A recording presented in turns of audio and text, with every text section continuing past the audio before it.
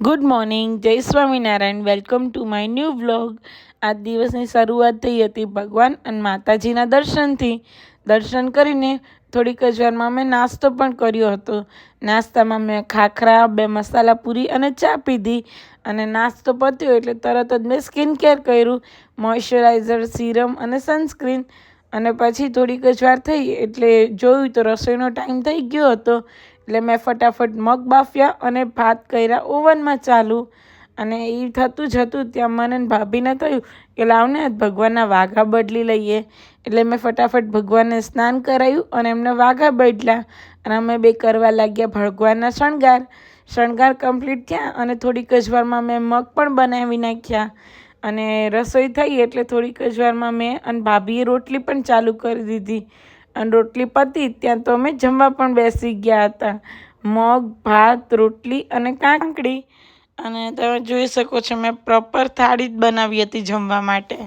અને પછી પાણીની બોટલ ભરી, કારણ કે પાણીનું પણ ધ્યાન રાખવું પડે. એટલે ભરી પાણીની બોટલ અને થોડીક જ વારમાં બિગ બોસ ચાલુ કર્યું. અને મારો ફેવરેટ શો છે બિગ બોસ, એટલે એનો તો હું એક પણ એપિસોડ મિસ નથી કરતી. અને બિગ બોસનો એપિસોડ કમ્પ્લીટ થયો એટલે થોડીક જ વારમાં ભાભીએ કીધું કે ચાલો ને વૃંદાબેન નેલ પોલિશ કરીએ. તો મેં અને ભાભીએ ફટાફટ નેલ પોલિશ કરી.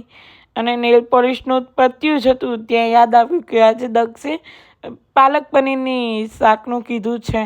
એટલે પછી ફટાફટ બ્લિંકિટ કર્યું અને બધું ઓર્ડર કર્યું. અને પછી પ્યુરી કરી અને ફટાફટ વઘાર્યું શાક, કારણ કે એનો આવવાનો ટાઈમ પણ થઈ જ ગયો હતો. એટલે મેં પાલક પનીરનું શાક બનાવ્યું અને એક બાજુ પરોઠા ચાલુ કરી દીધા બનાવવાના. અને પરોઠા પણ થઈ ગયા એટલે અમે જમવા બેસી ગયા. પાલક પનીરનું શાક, પરોઠા અને ભાત મેં બનાવ્યા હતા. અને પાલક પનીરનું શાક એટલું મસ્ત બન્યું હતું ને. જો તમારે પાલક પનીરની રેસીપી જોઈએ તો કમેન્ટ્સમાં લખજો રેસીપી, એટલે હું આની પણ રેસીપી આપીશ તમને. અને જમી અને પછી થોડીક વાર કર્યું ભગવાનના મહામંત્રનો જાપ.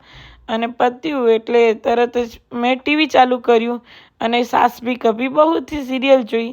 અને બસ રાત્રે કર્યું સ્કિન કેર.